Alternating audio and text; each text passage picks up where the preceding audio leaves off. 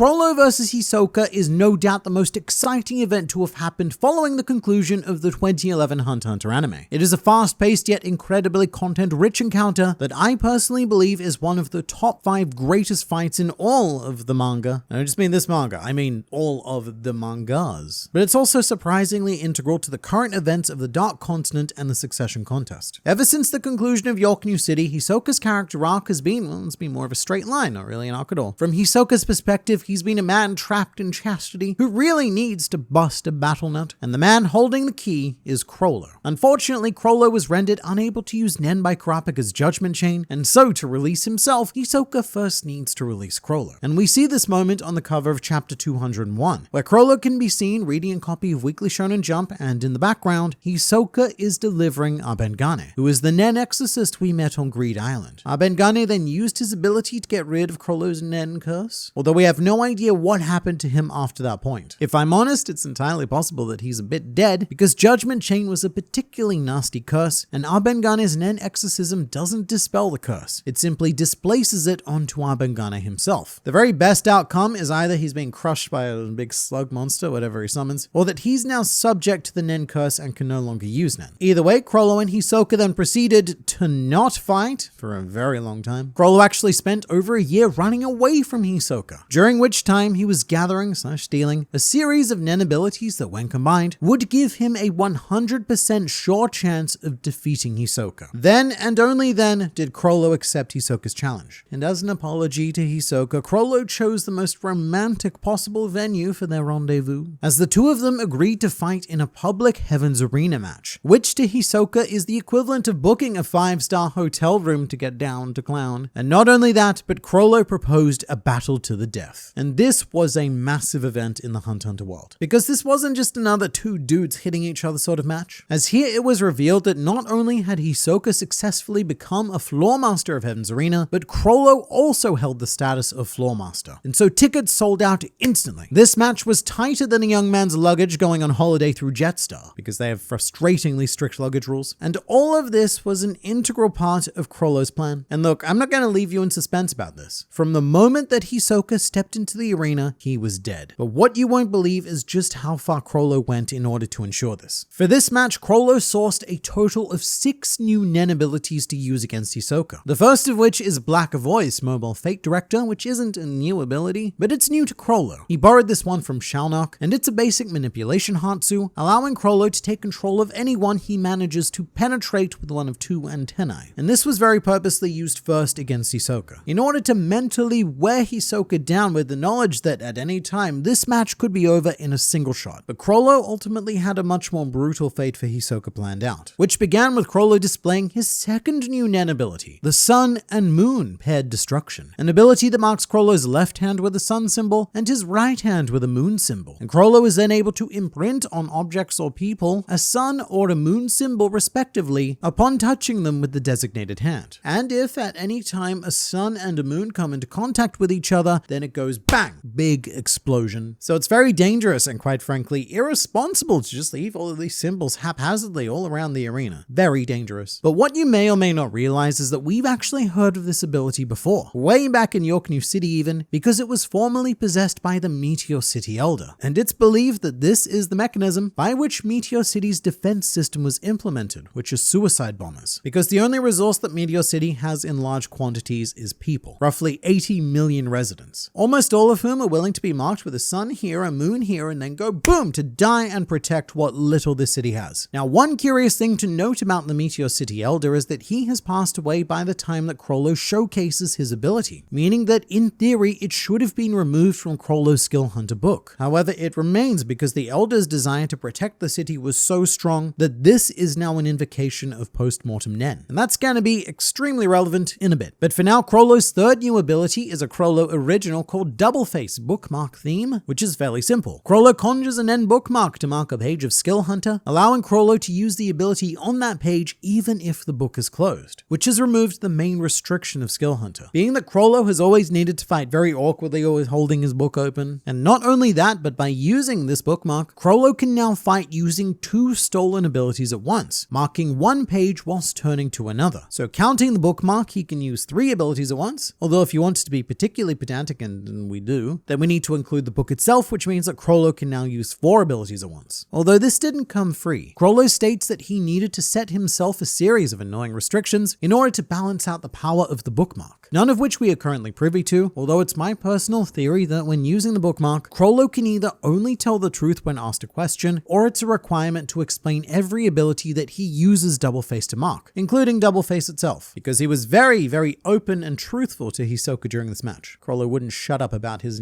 new powers. But with that, we are only halfway through Chrollo's master plan to kill Hisoka. Our 4th new power is Order Stamp, Proof of Humanity, a very niche ability that allows Chrollo to manipulate any puppet after having been stamped. And it's not, immediately apparent why this is so useful, because there are no puppets to be found anywhere in Heaven's Arena, at least not yet. Because our 5th ability takes care of that, and it's another familiar one named Gallery Fake, Divine Left Hand, Demonic Right Hand, which Chrollo borrowed from Cortopi, and it conjures an exact copy of any object which will vanish after 24 hours. So this is a very curious combination, and a pretty fantastic example of finding a Nen loophole, because early on in the match, Chrollo killed the Heaven's Arena referee and copied his corpse using Gallery Fake. And while the original corpse cannot be controlled with Order Stamp because it's not a puppet, the loophole here is that the copy of the corpse is considered a puppet and can therefore be controlled. We don't really know why this is. Chrollo says it's because the original user of Order Stamp thought of things that way. Weird guy. But in essence, it's temporarily manipulated resurrection with a ton of extra steps. Essentially, Chrollo can control anyone he kills so long as he makes a copy of them with Gallery Fake first. This is going to be relevant. All of this, I promise, is going to be very relevant shortly. But to finish things off here, Chrollo's final new ability is called Convert Hands, Transfer Student, which imprints 2 arrows on Chrollo's palms, indicating that if he touches someone with his right hand, then that person would take on Chrollo's appearance. So let's say Chrollo touches Hisoka. Hisoka, in addition to being very aroused, now looks like Chrollo. And if he touches a target with his left hand, then Chrollo takes on the appearance of said target. So again, let's say he touches Hisoka, which Hisoka enjoys, and this time it's with the left hand. Variety is the spice of life. But now Chrollo looks like Hisoka. And this is one of the many reasons why this fight can be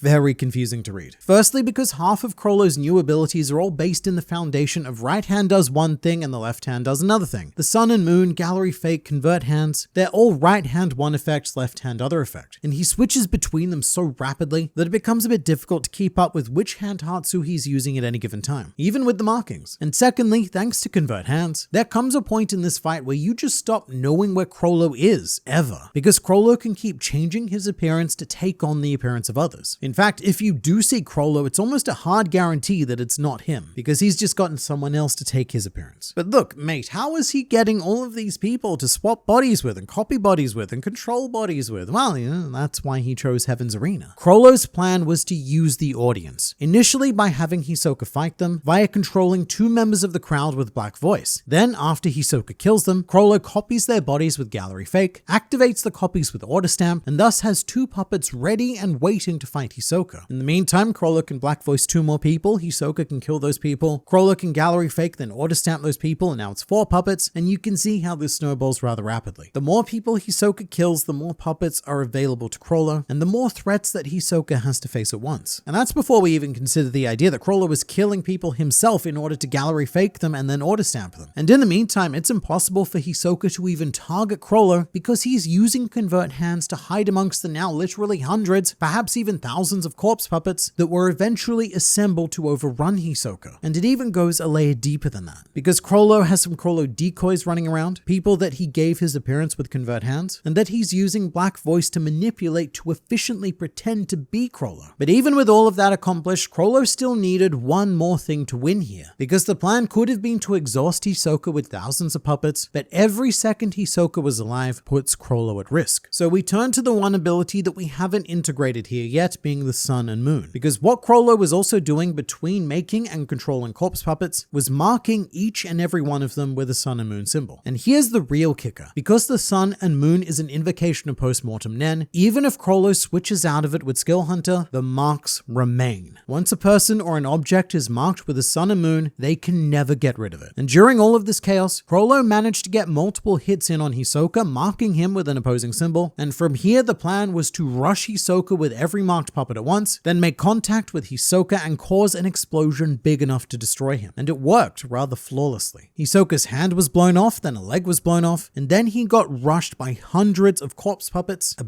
big boom happened and he died. However, Hisoka's cause of death was actually suffocation because many of the corpse puppets insulated him from most of the big bangs. However, the sheer quantity of puppets on top of him cut off Hisoka's oxygen supply. And with Hisoka dead once and for all, Chrollo made his way to the Black Whale One to perform a great heist on the Kakin Empire. Or at least that's how Chrollo would have liked this to end. And you know, we've talked about him a lot in this video and not a lot about Hisoka. From his perspective, Hisoka was quite flattered that Chrollo had prepared such a suite of abilities for little old him, and he was practically jizzing in his magic pants throughout the fight. Although when it became clear that he was going to die, Hisoka decided to try something that he'd always wanted to do, which was to make a Nen vow. As a dying plea, he commanded Bungee Gum to revive him by restarting his heart and lungs, which was a desire so strong that it became an act of post-mortem Nen. And Bungee Gum did as Bungee Gum was told by bringing Hisoka's body back to life, but with one major twist. Having invoked post-mortem Nen, Hisoka's Bungee Gum and Texture Surprise are now an order of magnitude more powerful than they once were, as Hisoka proceeded to use the gum in combination with Texture Surprise to regenerate his missing limbs, effectively instantly healing himself from fatal wounds. And you know, for most people after this sort of experience, death, they'd probably not be so willing to jump straight back into combat. But Hisoka, well, he's always been just a little bit different. Having edged himself to the brink of death and really well beyond, Hisoka's battle lust became insatiable, with Hisoka declaring that he wasn't going to stop until he'd killed each and every member of the Phantom Troop, which started immediately by finding and ripping off Cortopi's head, followed by brutally murdering Shalnok, the two troop members who were left defenseless as Chrollo had been borrowing their Nen abilities. Which is pretty big, as now that Shalnok and Cortopi are dead, it means that Chrollo won't be able to use Black Voice and Gallery Fake anymore. So Chrollo won't be able to use the same strategy against Hisoka next time, the one that he spent over a year preparing, meaning that our next fight won't be anywhere near as one-sided, or if it is, it'll be one-sided in Hisoka's favor, with our Bungee Man's final sinister declaration to the spiders being 2 down, 10 to go.